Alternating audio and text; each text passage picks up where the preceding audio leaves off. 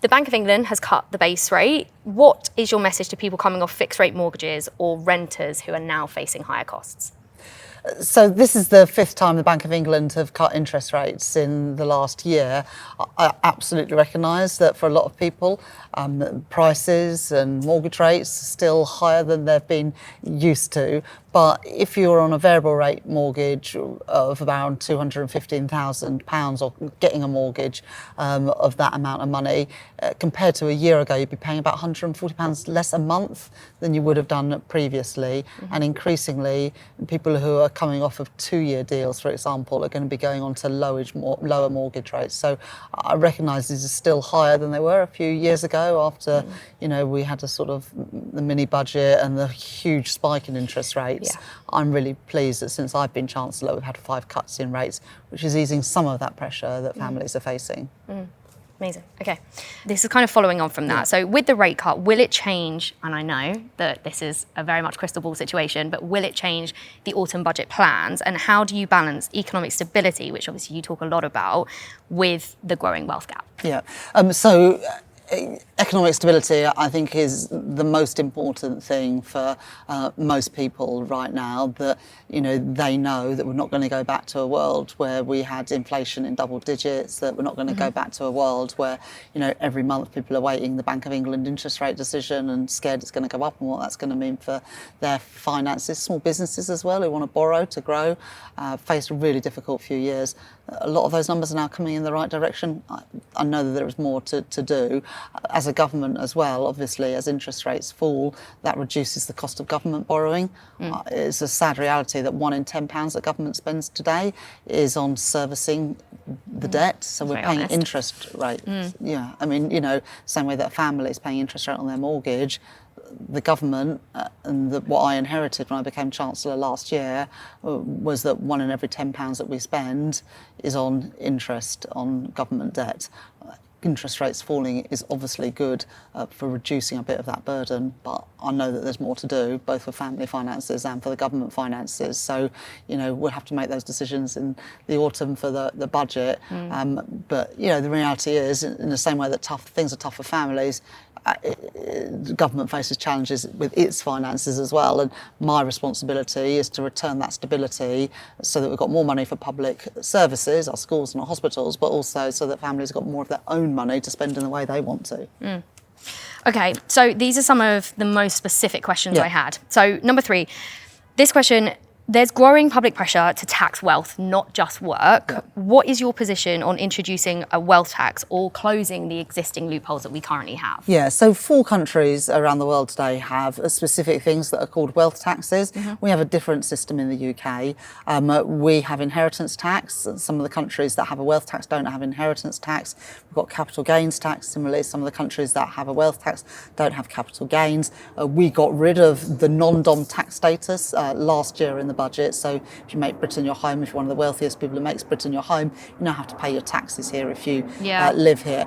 All of those are bringing in more money because of the changes we made last year. What I don't want to do is get rid of those taxes and replace it with something that's very, very uncertain. So I absolutely believe that if you've made a lot of money, you should pay your fair share of taxes. I think that already happens in the UK today. Obviously, we'll look again at things in the budget, but I would be concerned to get rid of a load of taxes that do bring in money for the uncertainty of a wholly new tax system, if that makes sense. I think that people who do well, they should pay a bit more in tax to contribute to our public services, but also to ease that burden on ordinary working people. And you'll remember last year at the budget, we didn't increase the key taxes that working people pay, whether that's income tax, national insurance, VAT. We even stopped the planned increase in fuel duty that was factored to come in the spring this year, because I am determined to do everything in my power to try and protect the incomes of ordinary working people who I know have been hardest hit the last few years by the cost of living pressures we've all been under, working people have been under. It's one of those things as well, and I'm sure you've seen, obviously, I'm sure you're aware of Gary Stevenson and Diary CEO and all of them at the moment, where they're talking specifically about wealth taxes and people in the tens of millions. And so it's something that's on the tip of especially young people's tongues, is wealth tax, and it's very easy for them to say, but like you say, it's not as easy in principle. I wish that there was some silver bullet. Yeah. That, you know, if we increased a tax, would bring in all the money that we needed, and it wouldn't have any adverse effects on the economy. But we already do have a system that, you know, asks the wealthiest to pay more. That's absolutely right. What we don't want to do is take a risk and lose those revenues, which at the moment are really important for funding our public services. What is the key thing that you want specifically people to understand about your economic plans, especially those who feel that politics hasn't really made their financial situations better? Yeah, so I very much believe in economic and financial security. I remember when I was little, you know, my mum used to go through her bank statements every month. She kept all of her receipts and she ticked them off against a bank statement. Now, we weren't poor, but we weren't well off. You know, my mum was a primary school teacher. My mum and dad split up when I was quite young, and so although we weren't poor, we didn't have money to spare, and so it was really important for my mum and our family to know, you know, what was coming in and how it was being spent. And I'm very mindful when I'm making decisions of people like that who, you know, work hard, do all the right thing, but often find, you know, they haven't got the money for everything that they want. And in some cases, people don't have money for everything that they need. And I want to make sure that ordinary families have a bit more economic security and stability than what we've been through in the last few years. And so that's why I've been really focused on returning stability to the economy. It has meant difficult decisions on tax and spending, but, you know, we had that fifth cut in interest rates last week.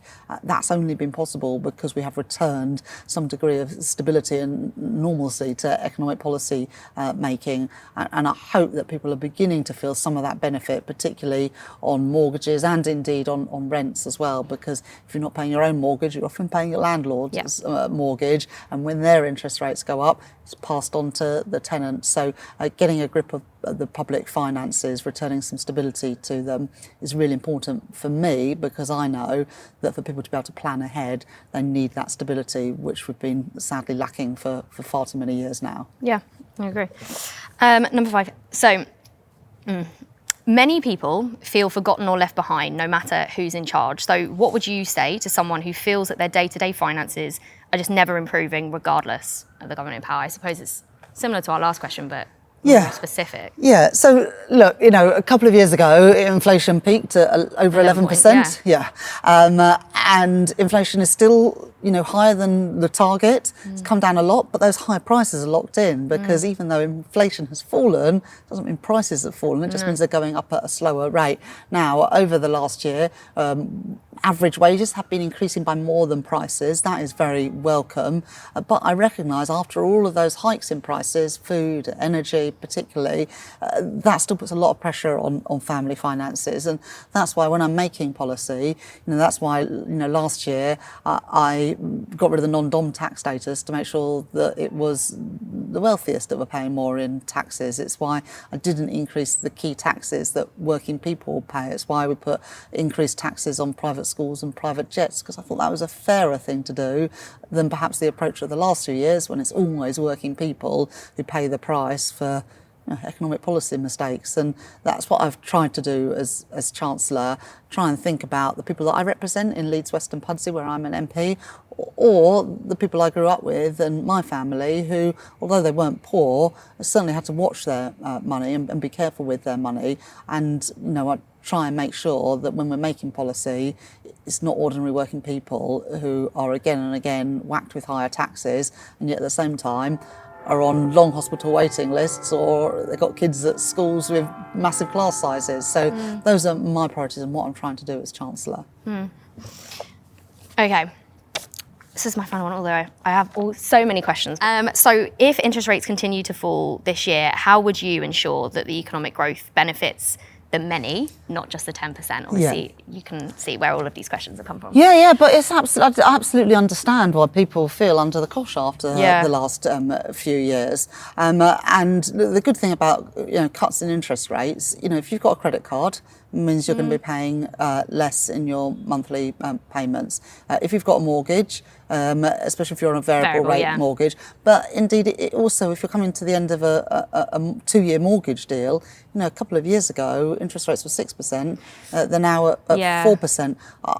I would like people to be paying less, and I would like those rates to come down further. But we've had 5 cuts in the last year. That is beginning to improve things for people, and the fact that inflation, although I know it's still too high, it is around a third of the peak that we had under the last government. So, trying to get a grip on the public finances to enable the Bank of England to cut interest rates and try and keep inflation under control in a way that, under the previous government, they lost control of inflation and interest rates went through the roof. So, I'm trying to make sure that as we turn the economy round, it's more money in the pockets of ordinary working people. There's absolutely more work to do on all of that. I know when people go to the supermarkets, there are still staples that are going up in price more than people can afford. I recognise that compared to a few years ago, interest rates are higher than they were. We're starting to turn things around. You can't do everything overnight, but I hope that people see in my actions that I'm always trying to ensure that working people month in, month out are a little bit better off than they were before. Yeah. As head of the Treasury, do you feel like we tax the wealthy enough? Look, it's always a balancing act. Yeah. The truth is, the wealthiest people always have the most choice. Do I wish it wasn't like that? Of course I do. But they're the most mobile. And, in a way that, my mum, my dad, people that I represent in Leeds Western Pudsey can't say, oh, I don't like these taxes, I'm going to go and move somewhere with lower tax rates. The wealthiest do have that privilege, and as a result we've got to be competitive with other countries around the world. Now, we've done a lot to make sure that the wealthiest pay their fair share. I said before the election that if you make Britain your home, you should pay your taxes here. If you make Britain your home, you should contribute to our police, you should contribute to our armed forces, you should contribute to paying for our legal system, which is one of the things that makes Britain an attractive place to do business, and that's why we just got rid of the non-dom tax status. So if you make Britain your home, you pay your taxes here. It's also why we put up capital gains tax, got rid of the loophole whereby if you worked in private equity and got a bonus, you can treat that as capital gains rather than income tax, put up taxes on private jets, put up taxes put VAT on private school fees. A lot of those things were controversial and people said they weren't the right things to do. Thing is, if you've got to raise money, where do you want to raise it from? And I do think those people with the broadest shoulders, it was right to ask them to pay a bit more. I don't want to go to sort of a punitive world where people are penalised for being successful, but I do think that people should pay their fair share, and if you've done well, you should pay a bit more back into the system than if you're struggling. I also strongly believe that economic growth and prosperity doesn't just come from a few people at the top, but I don't believe in this idea of sort of trickle-down economics. Wealth and income and our country's success depends on ordinary people being able to fulfil their potential, being able to get an apprenticeship, being able to go to university, being able to get childcare, to take a promotion at work. And so my priority is trying to make sure that ordinary people can fulfil their potential, can fulfil their ambitions, and that's why my priority has been more about growth and prosperity from the bottom up and the middle out, rather than this sort of outdated view that wealth is created by a few super successful people and that eventually it will trickle down to everyone else. I've never really bought into that view of how the economy works, and I hope that people see through some of the policies, whether it is extending the number of kids on free school meals, putting more money into further education and apprenticeship programmes, rolling out more childcare to working parents, trying to help ordinary people who I think have felt, and rightly so, the last few years that the system's stacked against them, that actually somebody is on their side and fighting their corner. And that's what I came into politics to do. That's why I got involved in politics in the mid-90s, because I didn't feel then that the government cared much about schools like mine, families like mine, the community I grew up in. And I'm a bit older since then, and gone on to achieve the things I've achieved. But still, when I'm making policy, those are the people in my mind. People people I grew up amongst, and also the people that I represent now in Leeds. Those are my priorities for policy. Yeah, I think it's important. I've said this to you before, and I'm not saying this for Instagram. It's like you do represent women as well in the position that you are. Like, you are the first woman ever. And when I go and speak in schools, I always say, I'm like, who is the first woman in her job ever? And then we talk about Chancellor, and actually that must be a weight for you. And my last question, obviously the debt has come up a lot recently in the news. So obviously there was a 22 billion black hole, and now we're talking about in the 40s. Like, what's going on? Like, as a Chancellor, can you explain to someone that has no understanding why that is the way it is? I'll say something about the woman Chancellor, and then I'll say something about the debt. When I became Chancellor, the first speech I made was just in the building there to all the Treasury staff. And some of them have worked at the Treasury since the 1990s and served under a lot of different Chancellors. And this country's gone through quite a lot of Chancellors in the last few years. It has, and they've all been men. And I was really proud to address them as the first female Chancellor. And I said in my first speech that every young woman and girl growing up today should know that there should be no ceiling on their ambition. And I hope that people see someone like me, from an ordinary background and a woman doing this job, that they know that they can achieve anything that they want to achieve. In terms of the sort of challenges that I've faced as Chancellor, the reason why I am Chancellor is that people kicked out the previous government because they didn't think the economy was working for them. People knew when they voted for my party last year, they were voting for change. They also knew that we inherited a mess. That's why they kicked out the last lot and put us in to try and clear it up. But it's not easy. We've got a sort of situation where you've got 7.5 million people when we came into office on NHS hospital waiting lists. £1 in £10 of what government spends is on debt interest payments, and actually increasingly that is to be foreign owners of our government debt, so the money's not even staying in this country, and taxes were at a record high, and there's no easy answer to all of those questions.